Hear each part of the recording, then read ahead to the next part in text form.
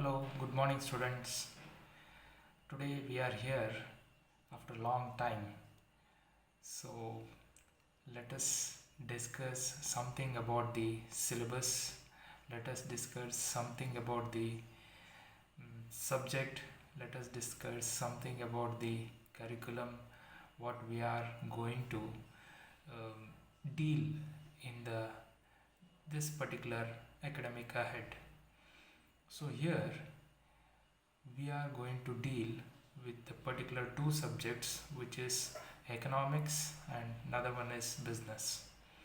Yes, of course, we understand, since it is a lockdown, we are unable to do the classes for you in the colleges, but still we are stay connected with you in all the ways.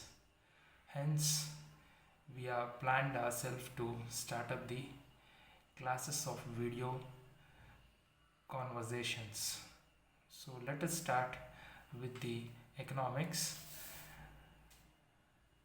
The first thing what you should understand in economics is you have two part of economics here.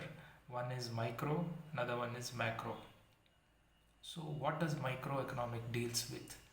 Microeconomics deals with small or an individual economy's income. That means every individual's income accountability, it is going to be studied. In the same fashion, what is macroeconomy deals with? The macroeconomy deals with whole nation's economy. That means addition of all the individuals' income becomes an aggregate. That aggregate demand, aggregate supply in the economy we are going to study in macroeconomics. So let us start with the first particular topic and the chapter, which is in microeconomics, introduction to the microeconomics. So this is introduction to the microeconomics. So before getting into this particular topic, let me ask you one question. What is economy and what is economics? Economy, yes, maybe you people might be having the conclusion for this answer that economy and economics remains the same. No. Then what is economy and what is economics? Let me take an example and explain the things to you. Now, suppose we have 1,000 rupees in our wallet and we have decided to spend this 1,000 rupees for various activities. That is, first one is spending it for the party, second one spending it for the books, third one investing in any of the banking or any financial institution, third thing, fourth thing, which is we might invest in the shopping. Yes, we have four particular categories of selections where we can invest our 1,000 rupees what is there with us. So now we are having 1,000 rupees but not 5,000 rupees. So why I said this particular thing means in this 1,000 rupees where we are going to spend the money, where the satisfaction takes place for us, in what fashion it will be makes us more happiness, creates more happiness for our investment, that we are going to see. So now what is economy means? See, it is a situation. So such kind of situation arises with every single individual. What situation? We have 1,000 rupees, we have many number of choices and we need to invest and enjoy the choices. So what do we call then according to the economics? We call this 1,000 rupees as limited resource. We call this 1,000 rupees as limited resource. And what do we call these four options? We call these four choices as unlimited wants. We call them as unlimited wants. So now, what is economy? Economy means it is a situation where limited resource, it is a situation where a limited resource with unlimited wants. Did you get now? So the economy means it is a situation where limited resource and unlimited wants. Yes, now we got the idea of economy means. Now let us see what is meant by economics. So economics, it says that same example will replicate for the economics also. What is that? See, let us see that. Now we have the same example, 1000 rupees in our hand, and we are ready to spend for so many activities. Now we plan that, no, yes, we are happy for spending 1000 rupees in one particular choice. So what would be that? Let us see. In economics, we know very clearly it is unlimited wants are there and limited resources are there. So now what does this says? See, now we are going to spend this 1000 rupees in any of the activity. Maybe I'll be happy in spending the entire amount in the party, which gives me to the core of happiness, and it makes me more satisfaction. That means it creates more satisfaction in me or in us instead of investing in any other activity. That means what? Our 1000 rupees has to be spent completely on any of the activity which gives us more satisfaction. So what is the answer for economics means? Economics means it shows how to deal the situation. Which situation? Limited resource and unlimited wants.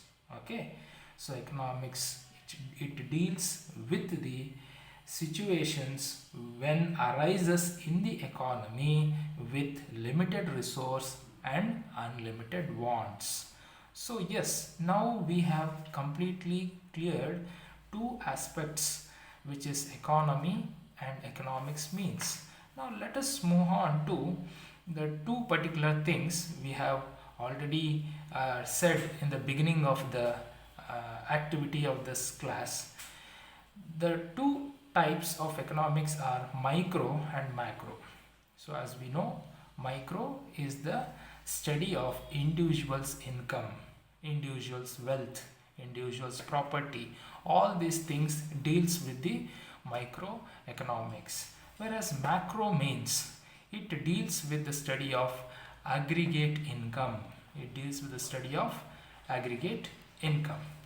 Now, quickly, let us not waste the time and move on to the introductions starting of our syllabus. The first one is simple economy. Yes, what does this mean? The word itself says it is a simple economy. So, let us see what you mean by simple economy. A simple economy means where we are all leading our life, where we are all spending something to have the happiness or create the happiness in us. So let us see, we have 1, 2, 3, 4 and 5 particular points regarding to this simple economy. What does the point says? Let us discuss the things. First one, in simple economy, people in a society need many goods and services in their everyday life. Yes, see, very particularly in everyday life, people requires in a society many goods and services, including the food, water, clothing, shelters, transportation facilities, etc. Which means in any society, if you go, people are required to spend the money or resources or a source to get the resources. Okay, So people in a society need many goods and services, yes, to consume, okay, to consume many goods and services in everyday life, including the food, water, clothing, shelter. Yes, now we have seen here the goods. The goods might be food item, water item, or clothing item, or shelter, or transportation, etc. are there. Yes, then what about the services?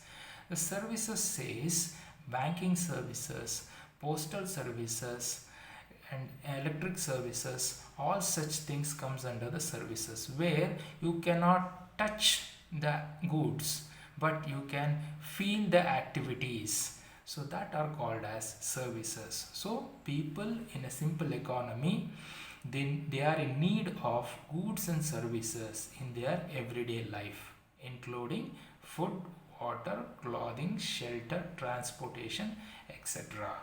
Coming to the second point, each individual can thus use his resources to fulfill his needs. Yes, it is very particularly, you should understand this. Each individual, that means every single individual in the economy, has his resources. That means what? Has his resources means maybe the knowledge, maybe money, maybe property, anything. Such things we consider as a resources, okay, to fulfill his needs, isn't it? So he will spend something, his knowledge he might spend to get some food, his money he might spend to get some food, okay, his wealth he might spend to get some shelter or food, etc. So such things happens here in the simple economy. The third point, what does it says? It goes without saying that no individual has unlimited resources. See, it is very clearly says that it goes without saying that no individual has unlimited resources, which means what? Our knowledge, what we have earned, it doesn't mean that it is having unlimited resources. So whatever you want, you cannot go and buy. Whatever you want, you cannot do. For example, if a lawyer has achieved a complete activities of law in the his education, qualification, what he has earned in the form of knowledge, that he can spend only on the legal activities, not on the illegal activities. Same thing happens. That means we can say very clearly no individual has unlimited resources, which means resources are limited in nature, okay, compared to his needs, but needs are unlimited. Yes, needs are unlimited, as we have seen before the example. 1000 rupees is the limited resource, and wants are unlimited. He want to spend that 1000 rupees in various areas. Yes. Next point, every individual in a society is engaged in production of some goods and services. Yes, you take farmer, you take industrialist, you take educationalist, you take any of the person who are engaged in this simple economy in production of their own goods, and they want the combinations of many goods and services. See, the clearly you should understand here, they want the combination of many goods and services. Why? Because I cannot produce ragi, wheat, jowar, paddy, all the things in one sort of time. Same thing, it cannot happen in any others also. So that is the reason there is a multiple crops growing with the multiple categories of people in the society. So it is not mean that the combination of goods what I am growing, it should be consumed only by me, and I should consume only that what I produce. I have to consume those goods which are not being produced by me also. That becomes an every individual in a society is going to consume the various combinations of goods and services, okay, which is not only what he produce, he will be considering others productions products also for the usages. Next point, there has to be some compatibility between what people in the society collectively want to have and what they produce. See, this is very particular. It talks about the consumers who are going to consume the products and producers who are going to produce the product to the consumers. So what is that? See, there has to be some compatibility between what people in the society. This point is very important. Okay, it is some compatibility between what people in the society collectively want to have.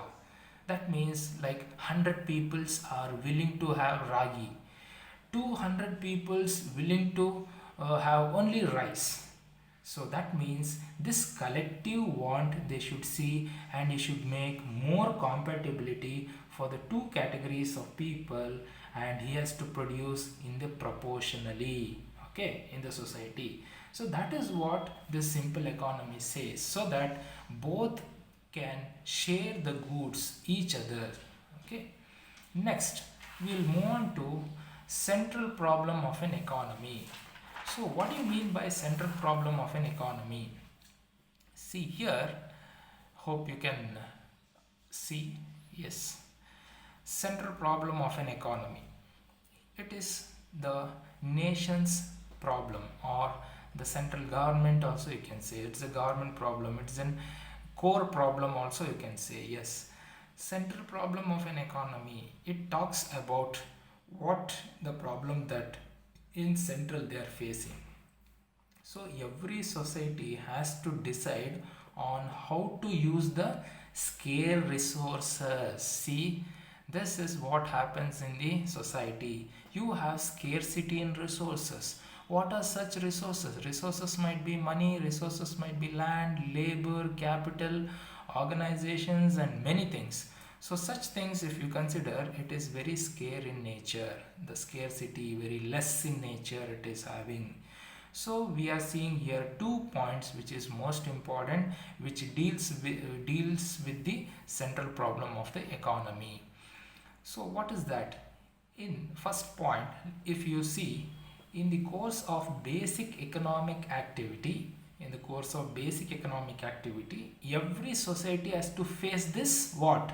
Scarcity. Yes, in the source of, or in the course of basic economic activity, every society has to face the scarcity. What is this economic activity? As we have seen, buying and taking, which where the transaction takes place of the money. Okay, so you feel that there is a scarcity for the society, in every society. Yes, of course. For example, if we want to produce something in any of the production industries, we require land. You know, land is very scarce in nature. It is not easy to get how much ever the land I require to produce my products. Same thing applies to the labor also. The labor, you cannot get completely skilled laborers in a very less amount. That means you have to hire the laborers and pay them a higher amount, then only you are going to get the labor into your production unit. So there is a scarcity for every society which is facing in the economic activities. Next point, this scarcity which we have seen earlier, now this scarcity of resources gives rise to the problem of choice. Yes, the scarcity which has been arised in the every society will gives rise to the problem of choice. Problem of choice means what? What type of peoples are there in the economy, and how much we need to produce in the economy, and to how much extent this production should take place. That they have to decide. That is called problem of choice. So that we have in future, we are going to see. Okay. The problem of choice arises. Why? Because of scarcity. When the scarcity is seen in the economic activity of every society, the problem of choice arises. Yes. So we know the activity between these two, the scarcity and the choice, leads to the central problem. So let us see, according to that, if you take what are the three particular activities which we are going to see now. So the first one, it is very important, and it becomes a 4 marks question also. What is produced and in what quantities? See, the question might be like this: what is produced and in what quantities? This things comes in the central problem. The question might be there like this in your exam: what is the central problem of an economy? Explain. Okay, which will be for 4 marks. You need to put on all these 3 points and these 2 points completely, then you are going to secure complete 4 marks. So let us see what is produced and in what quantities. So what is produced in what quantities means what? Every society must decide on how much of each of many possible goods and services it will produce. That means what here? Every society must decide. Okay, what they have to decide? What type of good to be produced and in how many ways, in how many possible goods can be produced. Because why? It is a problem of scarcity, it is a problem of choice. So based on these two activity, because of the scarcity choice arises, you have to see the how many peoples are ready to take the products in the economy. That much of products has to be produced. Next, second point, like whether to produce more the goods or more the cloth or more the housing or more the luxurious goods. See, as I said you, in an economy, if you consider as a mixed economy, you can see various categories of people: low class, middle class, high class, all the profile peoples will be there. So now if you think like that, if you consider as a higher profile peoples like higher class, they consider all the luxury goods. If you come to the low community people or what you say BPL people, below poverty line peoples, they always prefer the cloth or the food. And if you go for the middle class, they prefer food, cloth and house, all the three categories. So they have to see that whether to produce which sort of goods in the economy more, and which sort of goods should be considered as economy less. See, it is not a point that if you produce more luxury goods, it will not be taken by all the rich community peoples. Like you consider a Benz car. If you produce a Benz car, like 1 crore of Benz cars, will it be sold in 1 year? It is not so easy. But if you make the production of cloths like 1 lakh or 1 crore, the sales of this cloths takes place very fast manner, and economy will build from this activities. Okay, and the same thing happens in the housing also. If you construct the houses or if you make the houses to construct, that particular houses will be located by the people and they are going to use this for produced product in a very satisfactory manner. So in the economy they have to think what to produce in more quantity. Next, in the same sense, even society has to decide whether to have more resources in education and health. Yes, coming to this particular point, you have seen in your 11th or in your first PUC, we have taken a lot of concentration on this education and health. Why? The reason was very clear. These are the two things which build the nation in a very strong manner. Yes.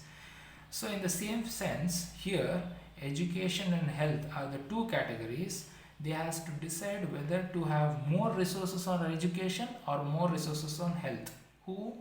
The producer, whoever might be, like Government of India. Let us consider, since it is a central problem, let us consider Government of India has to think whether they have to go for more educational institutions or whether they have to go more for hospitals or hospitalities and or whether they have to go more resources or more spend the resources on building the military services.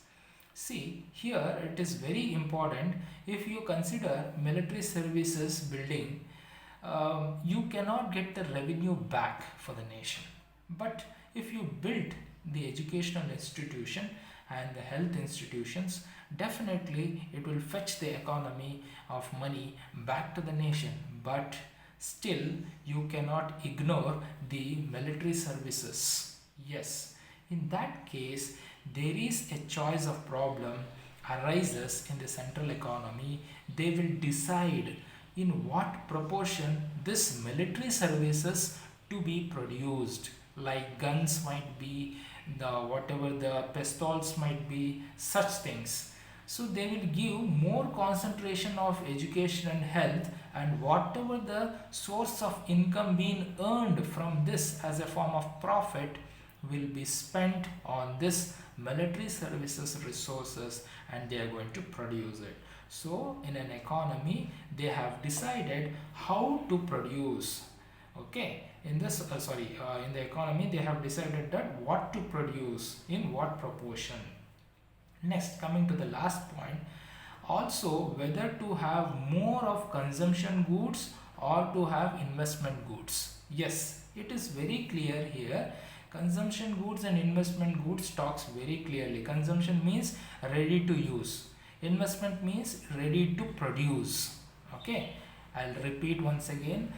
The whether to have more of consumption goods, that means which is ready to use, or to have investment goods which is ready to produce, like machineries if you take. So this what happens if you consider what is that investment on the machineries to be produced more, which will boost the production and consumption. Yes, if you do only, or if you produce only the products, that is finished products, that will be consumed in one sort of time.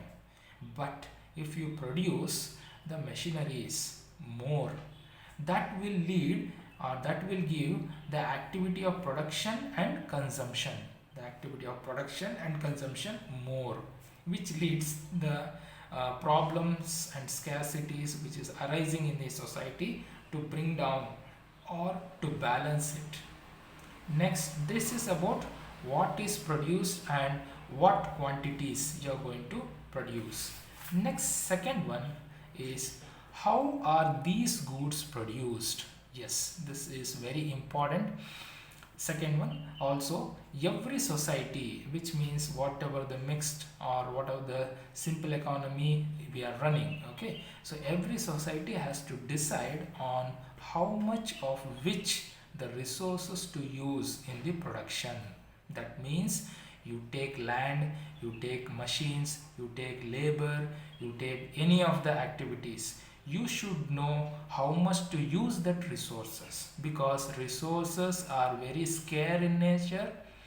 That is the main reason we have to use the resources in a very efficient manner, very effective manner, so that the production should take place in a very proper fashion. So now let us see, production has to take place by using these resources for different goods and services. Yes, point number one, it talks every whether to use more labor or more machines. Yes, we have to decide that. See, for example, let us consider if we are producing a, what do you say, food industry. So in food industry, like cheese making industries, you require more labor or more machineries. Of course, you require machineries more and labors less. Okay, some cases are there. If it is a small unit, I am speaking, not it is a large unit. If it is a small unit, you require less labors and more labors and less machineries. And if you want a big unit, you have more labors and more machineries is required. So in this case, if you understand, you should be very particular about the goods which you are going to produce. So such goods, based on the goods, we have to categorize how much of labor we are using, how much of machineries we are using. So this is very particular. Okay, So next point is which of the available technology to adopt in the production of each of the goods. Yes, for example, since it is nanotechnology or a new technology has been introduced, so if you don't use such particular technology, your product what you have produced will not give the perfection in the market and it will not be a competitive. So that is the reason you should be very clear whether to available technology is being adopted to the production or not. So what the technology you are using, that should be most adoptable, that should be more effective for the production of the goods. This is second point that we spoke about how are these goods produced. Third one, for whom are these goods produced? Yes, first thing we see what to produce. Second we saw how to produce. Yes, what we produce and how we produce is over. For whom we produce? Yes, we have to produce something. For whom? Such customers who are ready to occupy or use the products in the economy for the economic activity. So third point, for whom are these goods produced? In that case, we'll see what activity takes place. Who gets how much of good that are produced in the economy? That means whether the richest community peoples are going to enjoy the goods more, or the what do you say, the middle class people are going to enjoy these goods more. That we have to decide. Okay, for whom we are going to produce this particular products. Next particular thing, how should the product of the economy be distributed among individuals in the economy? See, this is most important because we are dealing with microeconomics. Every single individual in the economy is important for us. That is the main reason the produced product to whom we are producing should be distributed to every single particular personalities. So that is most important here, we should observe. Next one, who gets more and who gets less? Yes, for example, consider any of the goods which has been produced which is more demand in nature. Like you take what do you say, tomato ketchup is a good, more demand in nature. So if you consider people are doing online booking for that, if you do the online booking also, the demand creates. If you go offline buy the products also, the demand creates. So here, as soon as the product arrives to the market, products get sold within a fraction of days. Within a fraction of days it gets sold, which means it creates a demand more. For example, you take one more, let me consider a jeans pant and a t-shirt. So if I have a jeans pants more than the t-shirts, what's of use? That means I have less t-shirt, more jeans pant. I keep wearing the jeans. Though I have more jeans, still whenever the jean comes with a new trend, I keep purchasing the jeans. This is what happens that create the demand for the product, and I'll be getting more product about the jeans. Whereas the person who is in need of one single jeans, he might not get. This will arise the problem of scarcity.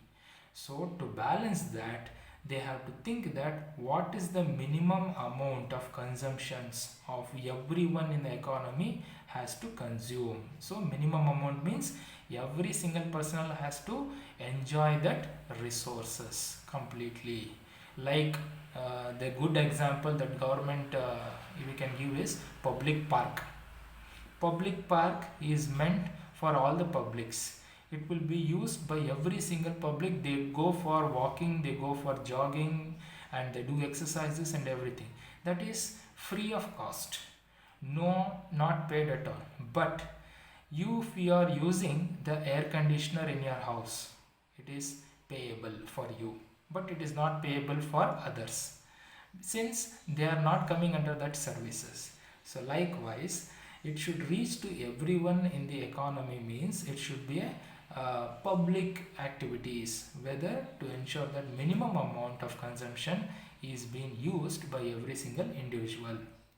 Next, fourth point, whether the elementary education and the basic health services should be available freely. This is most important. See, government of India thinks, since it is a central problem, the government of India deals this very clearly.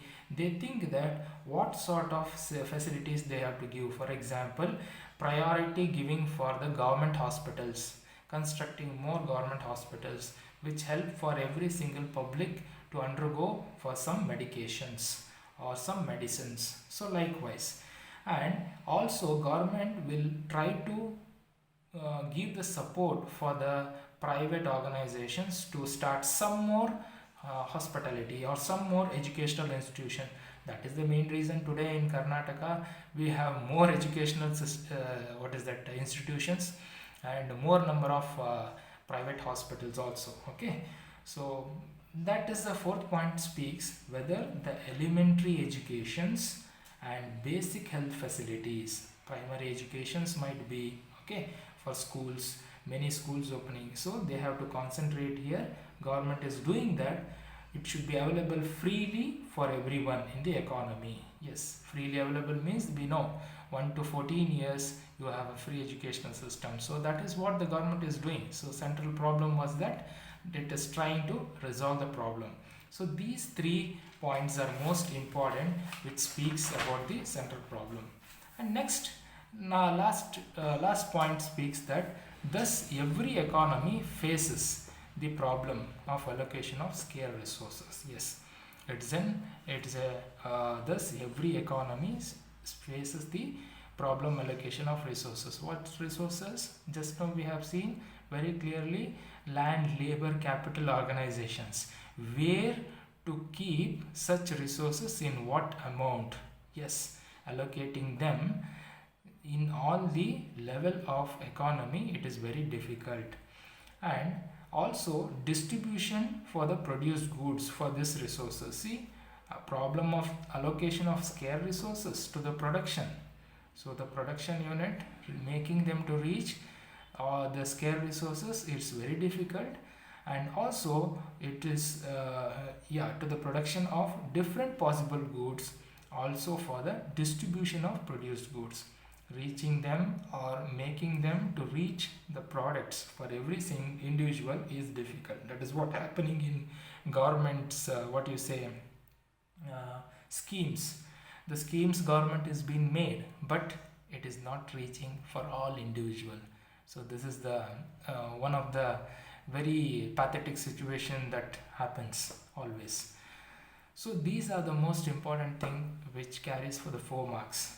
Okay, next, last concluding that, so the economy is facing the central problem in allocation of resources. As we have seen, the land, labor, capital organization, allocating them to the part of production or whatever the activities of economic is there, to allocating them, it is very difficult. And also distributing the final goods, means produced goods, to reach their places. Distributing of final goods and services is also difficult.